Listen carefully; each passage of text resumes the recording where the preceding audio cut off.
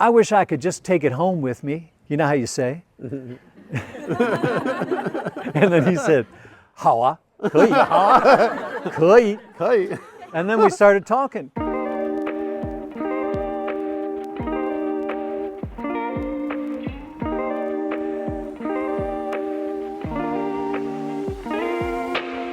Where are we? We're at the China Folk House. China Folk House.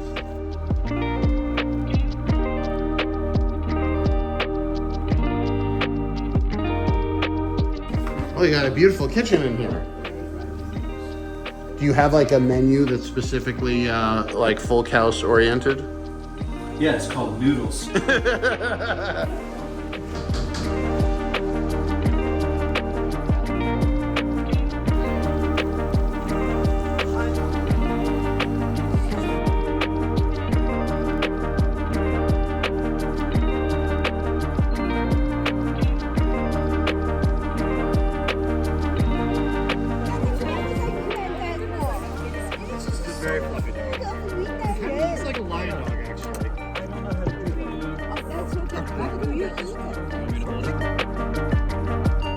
John's going to be leading us on a tour, so thank you so much, John. Yeah, my pleasure, Jesse. This is really exciting. You sent me a bunch of materials, and I have strategically chosen not to look at any of them. And I did that on purpose so I can kind of be here like with you guys and experience it myself for the first time. And it's going to be quite a thing to experience, so very excited. Cool. Awesome. All right, well, we can start out here. Let's do it. This house comes from a town called Sezhong, and Sezhong is in Deqing, which is near and part of Shangri-La. And it's in this incredible part of Yunnan that is like incredible biodiversity because you have 20,000-foot mountains and you have these really deep river valleys, right? This is the Sanjiang Bingliu. It's where the three parallel rivers all run close to each other. And it's the same latitude as Fort Lauderdale, but the town of Sezhong is at 11,000 feet. So it's incredible biodiversity and cultural diversity. As part of a semester program, we would go up onto the Tibetan plateau into Shangri-La, and we would go up the Jinsha, and then we would go down the Lansanjiang, down the Mekong River. As we came down the Mekong River, we came to this town where they were going to build a dam on the Mekong. And there are about 30 houses in this little community called Shimalaza they were going to be inundated. So we went down, and they always mark where the inundation line is. So we went down below that. And we were walking by and looking to see what was going to be flooded. And we walked past that door right there. and the door broke open, you know. And this man, Mr. Zhang Jianhua, he saw us and he figured we weren't from around there. And so he did what you do, which is invited us in for tea. And I'm walking around and I'm going, oh man, 太漂亮, 太可惜. It's really a pity that your house is going to be flooded. I wish I could just take it home with me, you know how you say? And then he said, 好啊,可以,可以,可以. And then we started talking because, you know, we knew that this kind of house they do it all the time now in China when houses have to be moved, especially out of the mountainous areas, you know. They're built to be put together without nails so they could be taken apart. So that started a long conversation, and I guess it was 2017, 2018, I went back. I had a group of a colleague of mine, a buddy of mine from around here who makes guitars, and a couple former students. One of them is an architecture student, and we went and we studied the house, and we kind of interviewed and learned the tremendously interesting story of the place, right? So, and then we took it down in 4 days at the end and shipped it. But the place itself is cool. So if you look at the house, it's very typical. And all our friends here from Yunnan, you all recognize this house, right? You've all seen houses like that. That's the 6th gen. And what's interesting about it is that the people who lived here were Zangzu. They were Tibetan, right? Because the people in Sezhong are Tibetan people.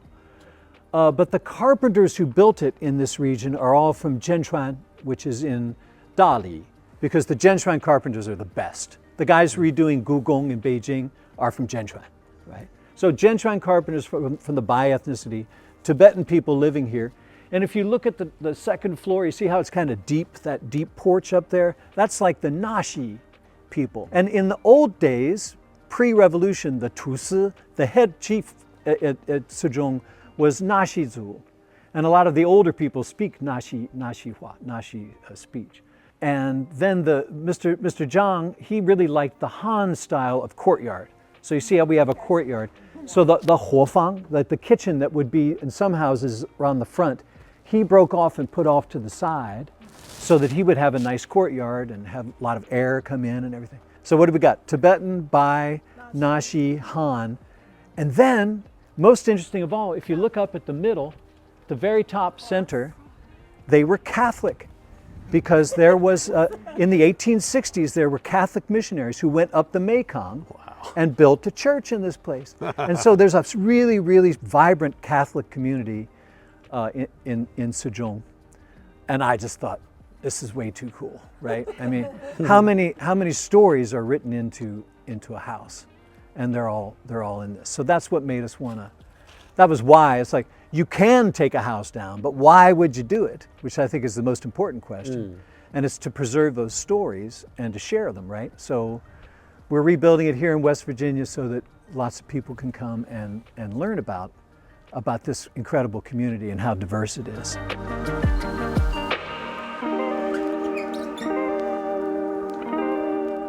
This was one of the things that really got me about the house was the folk art, right?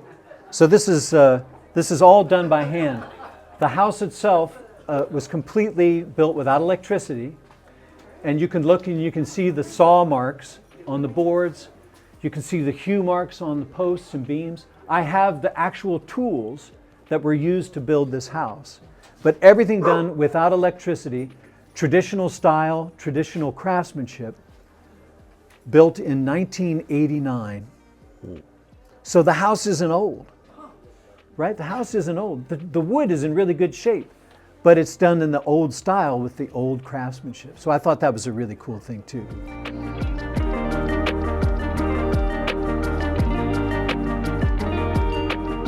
This is the keqing, right? And you can see that there's a lot of things that sign it as typically like Tibetan, right? So you got the seats with the 8 auspicious symbols, and then you have this, which is the chagam.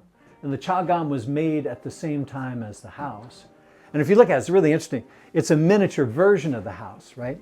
So you have the lungtou and the daxiang, the elephant, and the dragon head. And you can see all the same elements on each of the post and beam structures out front. The chagam is like, we had a Dr. Kamo, who is a Tibetan, and she was like explaining to us that the chagam is in every Tibetan household, and they display their pots. But you display your pots as a way of saying to the community, y'all come, we can feed you, right? We have the wherewithal to invite everybody to supper.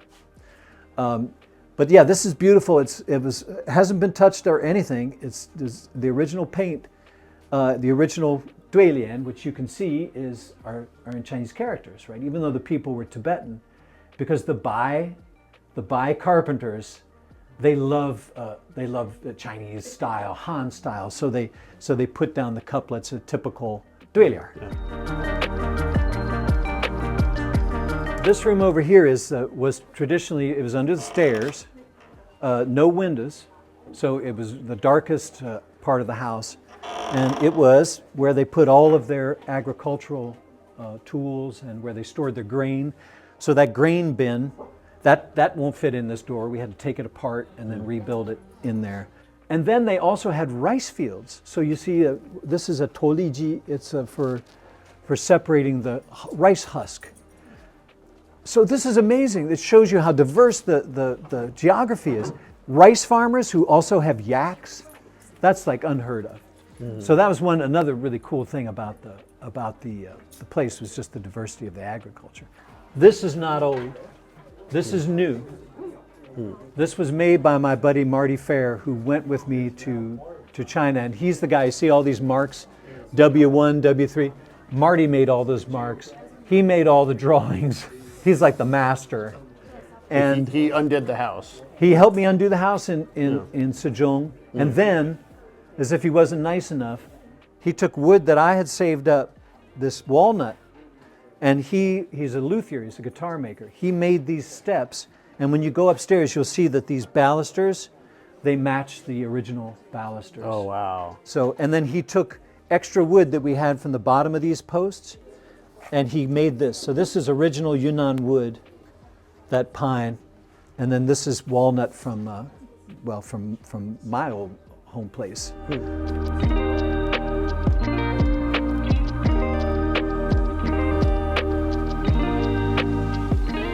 I'll show you the original stairs here in a minute, and you'll see why we changed them.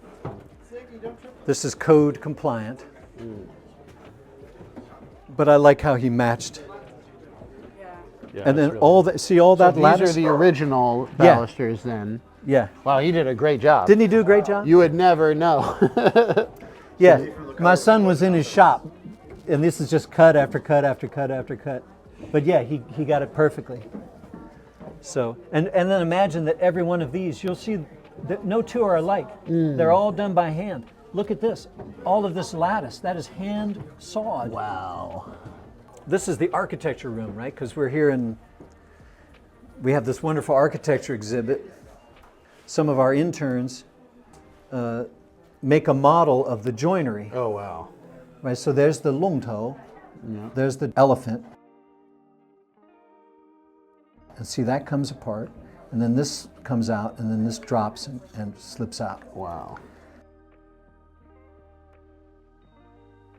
That's what's unique about this house, is the style of joinery. And then this is a model of all the posts and beams and how they fit together. Oh, wow. So this is looking at the house from the front, basically. Yeah, it's like this section. Yeah. Right, from that post and that post and that post. So there's 4 of these, then you raise them up, and then these hold them together, right? So that becomes a bent. And then you have 4 bents, and that makes the structure of the house. This is a model of the kind of joinery used here. Oh, wow. Right, so you see how that doesn't move? Watch, I slip it down. So you see how that works? There's a mortise inside the mortise. And then this thing slides in. This is how the house is built. And then that comes up like that. And then this piece goes underneath it like that. Locks it. And locks it in place. It's a little swollen now because of wintertime. but yeah, I had a student make one of those too.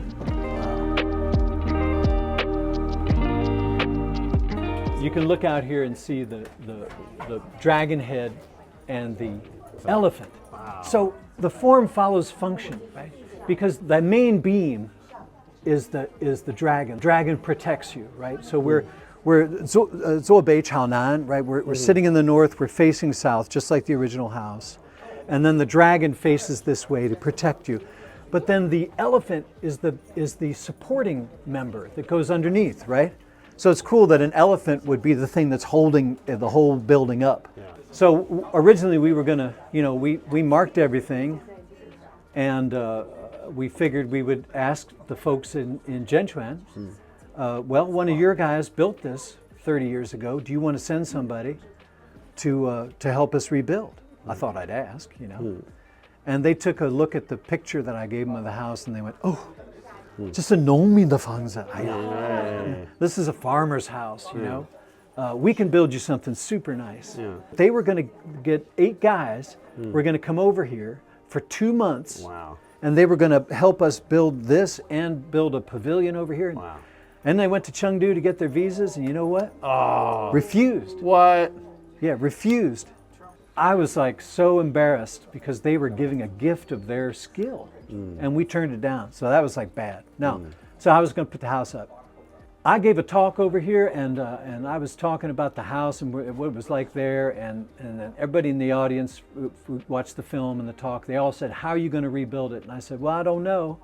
The guys couldn't come from China. My buddy is going to do it. Is he in the audience? Jonathan, are you here? And he wasn't there. And so these 2 guys, as I walked out, these 2 guys were like, pretty cool, man. Well, we might come over there, see if you need a hand, And then the next day, pickup trucks, vans. It was the West Virginia Timber Framers Guild. Whoa. And they came here and volunteered for 2 weeks. Wow. And I get goosebumps thinking about it. They were the ones who raised this. Wow. And the whole time they said, "Oh man, thank you so much. This is so cool."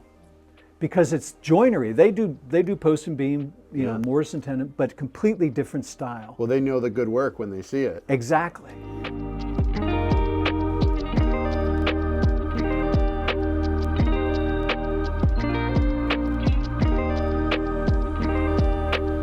So this is a garden, because we're up here on the mountain, and it's like the dirt here is mountain dirt. It just grows basically trees real slow.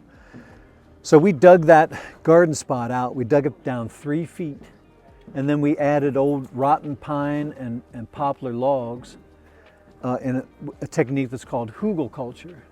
And then you cover it with clay and with dirt, and then over a period of like 7 to 10 years, it slowly rots and releases its fertility.